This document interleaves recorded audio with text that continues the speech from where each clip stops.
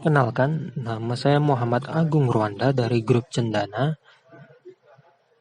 Saya akan menjelaskan tentang 7 Quality Control Tool Improvement dan saya berfokus pada Fishbone dan Pareto diagram. Nah, 7 tool itu sendiri ada 7 Quality Control Tool di mana terdiri dari flowchart, check sheet, histogram, Pareto Analysis, Cause and Effect Diagram atau Fishbone, lalu Scatter Diagram, dan Control Chart. Nah, saya akan jelaskan tentang Fishbone. Fishbone adalah suatu diagram yang terstruktur untuk mengidentifikasi penyebab dari masalah dan hubungan sebab akibat dengan berdasarkan pada pengalaman dan keahlian dari sekelompok brainstorming yang terstruktur. Nah, Fishbone juga digunakan untuk melakukan brainstorming cara yang mungkin menyebabkan suatu akibat. Diagram sebab dan akibat dikembangkan tahun 1943 oleh Profesor Kaoru Ishikawa, orang Jepang. Kadang-kadang disebut dengan diagram Ishikawa atau diagram tulang ikan karena digambarkan menjadi gambar tulang ikan.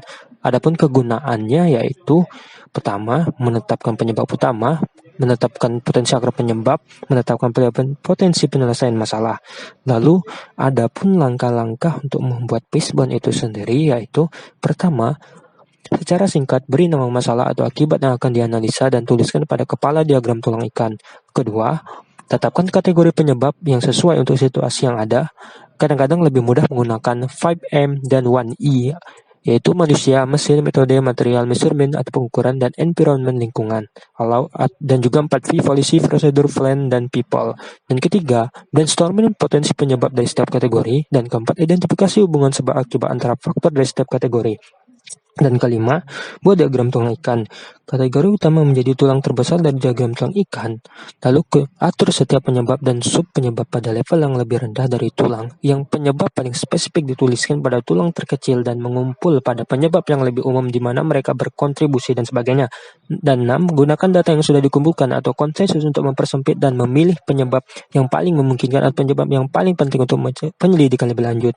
Pilih 3-5 penyebab dari level terendah dari tulang yang ada. Penyebab yang paling memungkinkan yang dipilih oleh tim harus diidentifikasi dengan menandainya dengan bintang dan melingkarinya.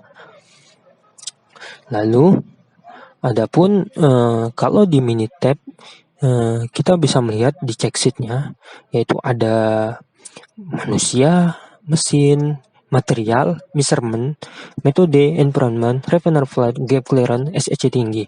Nah, di situ di bagian manusia ada operator tidak teliti, confidence operator. Di bagian mesin putaran rotor, refiner flight, mata pisau haus. Di bagian material ada fiber keras, konsentrasi recycle dan penambahan MH, measurement gap clearance, SEC tinggi, metode infeksi, pengambilan sampel fiber kertas dan environment kosong. Lalu refiner flight ada wearing number rendah, gap clearance itu ada jarak rotor dan stator, SEC ada freeness dan fine tinggi. Nah, langkah-langkah pertama untuk membuatnya yaitu kita lihat kembali ke check sheet. Nah, pertama kita klik start pada menu toolbar, lalu kita pilih quality tool, lalu kita pilih cause and effect diagram yaitu Fishbone.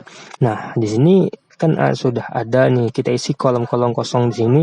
Nah, kolom di situ kita isi bagian pertama yaitu manusia, lalu kita klik yang kedua mesin, lalu klik 2 kali bagian material, lalu metode, lalu measurement selanjutnya. Nah, pada bagian tersebut kan ada bagian bagian mesin.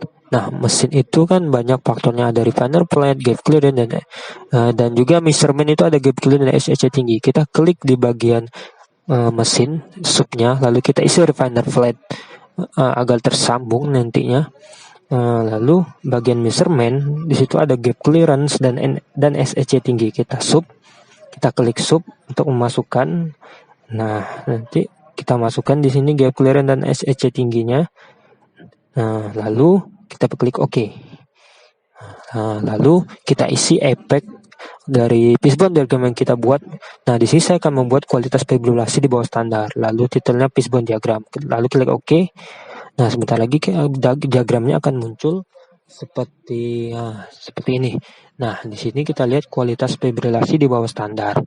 Nah, di situ ada measurement, ada material, personel, mesin, metode, dan environment. Nah, di situ SEC tinggi itu dan gap clearance. SEC tinggi itu dipengaruhi oleh fan tinggi dan freeness rendah. Lalu PP tinggi, konsentrasi, penambahan H. Lalu ada Bisa kita lihat di sana. Nah, seperti inilah diagramnya yang udah saya buat menggunakan fishbone. Dan lanjut ke selanjutnya yaitu Pareto diagram. Pareto adalah suatu diagram yang menggambarkan masalah utama menurut bobotnya. Lanjut, lalu kegunaan dari Pareto itu sendiri yaitu pertama, menunjukkan jenis persoalan utama, membandingkan masing-masing jenis persoalan terhadap keseluruhan. Ketiga, menunjukkan tingkat perbaikan setelah tindakan pada daerah yang terbatas. Keempat, membandingkan hasil perbaikan masing-masing jenis persoalan sebelum dan setelah perbaikan. Dengan memakai Pareto diagram ini, kita dapat mengkonsentrasikan arah penyelesaian persoalan. Maka dari itu, Pareto diagram merupakan langkah pertama dalam melakukan perbaikan penyelesaian. Prinsip Pareto yaitu fokus pada hal-hal minoritas yang menyebabkan mayoritas masalah. Hukum 20/80, fokus pada 20% sumber masalah yang berkontribusi terhadap 80% masalah yang muncul. Menggunakan tenaga atau usaha 20% untuk menyelesaikan 80% masalah. Nah, ini kita bisa lihat di check sheet untuk membuat diagram Pareto. Di situ ada masalah, sebelum masalah, dan setelah masalah. Dan di masalah itu ada terjatuh, terpeleset, tertabrak, tertimpa, terjerembab, dan nilai sebelum masalah yaitu terjatuh 7, terpeleset 10, tertabrak 33, tertimpa 49, dan setelahnya yaitu 4, terpeleset 7, tertabrak 24, tertimpa 10, terjerembab 2. Nah, lalu untuk mulai membuat diagram Pareto-nya kita klik start, lalu quality tool, lalu kita pilih Pareto chart. Nah, di sini kita bisa ngisi bagian atasnya yaitu klik masalah.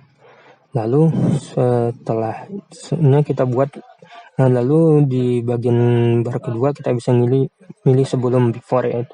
Lalu klik OK. Nah, ini kita bisa lihat diagram Pareto-nya yaitu sebelum masalah. Nah, ini kita bisa lihat dari skala BIP 0 sampai 100 dan persennya 0 sampai 100. Di situ bisa dilihat persennya. Lalu kita buat kedua diagram satu lagi, klik start, lalu quality tool, lalu Pareto chart. Nah, bedanya di sini kita yang before itu kita ganti menjadi after. Nah, klik OK. Nah, bisa kita lihat. Lalu kita ubah skalanya di sini.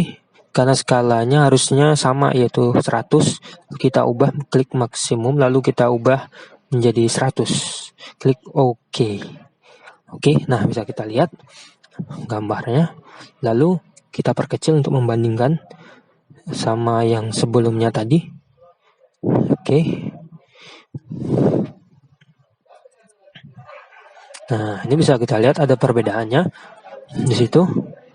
Di mana gambar sebelum masalah itu tertimpa lebih besar, dan di situ yang setelah malah tertabrak yang lebih besar dibanding tertimpa.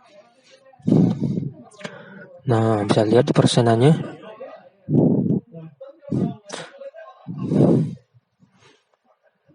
Persenannya setelah masalah itu menunjukkan penurunan grafik ya.